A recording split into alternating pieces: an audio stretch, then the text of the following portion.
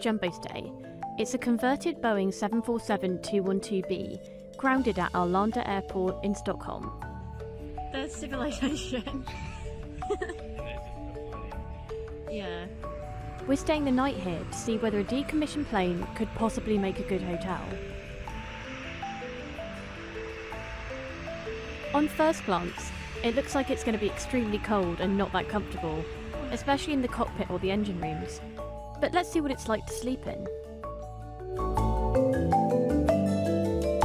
It was built in 1976 and delivered to Singapore Airlines and flew for many years, then transferred to Pan Am, so it's two major airlines of the world, and then at the end it was owned by a Swedish airline called Transjet, but they went bankrupt in 2002, so the planes were left here. The airplane is parked near to the runway, where you can see planes taxiing. It flew in from the last flight, so we had to tow it here. So behind the plane they put up big metal plates so they could tow it down to the position. The plane took 2 years to renovate. Some of the original seats, wiring, bar and controls remain. You can also walk along the wings of the plane or have drinks out there in the summer. Guests can choose from 33 rooms. We stayed in one of the single rooms and the private cockpit suite upstairs.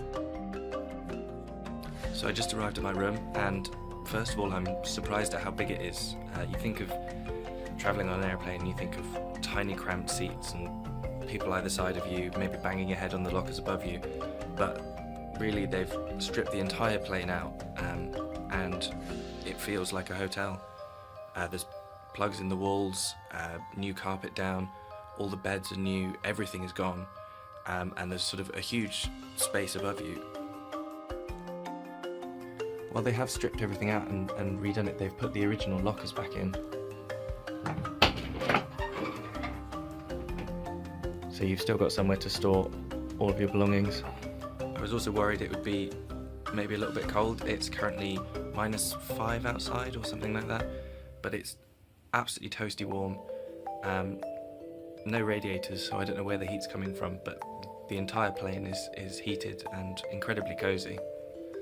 The original plane's windows are still here, and if you switch out the lights you can see that it's just overlooking the airport. The cockpit suite has some of the original controls from the 747. The controls, rudder pedal, thrust levers and fuel switches.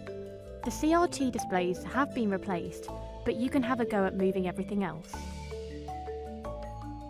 So do you actually get a good night's sleep? The first thing that really springs out is how quiet it is up on this floor, considering that there's this massive window here and the plane's coming down on the other side of the building. The door's pretty solid. The hatch looks like it's just not going to open. It doesn't actually feel that kind of like tacky, plasticky. It feels like a properly well-built room. The bathroom, it's got ceramic sink, mirrors in there, it's got a proper shower. There are interesting little details left as well, like over with the magazine rack on the side. Bed's pretty comfy. It's essentially 2 single beds, but with a bit of space in the middle. I think which would be the main draw for coming here, would be just to be able to sleep with that as the top of your bed, and then here is all of the cockpit. Booking the cockpit suite gives you private access to the VIP lounge. The original first class seats and the bar is from the Pan Am time, so it's a lot of history too. Nice old airplane seats as well. The hotel staff serve as cabin crew, decked out in the steward's clothing. And they've had some unusual guests over the years. Actually, the guy who flew this plane the last time, he had his birthday here, so he spent the night in the flight deck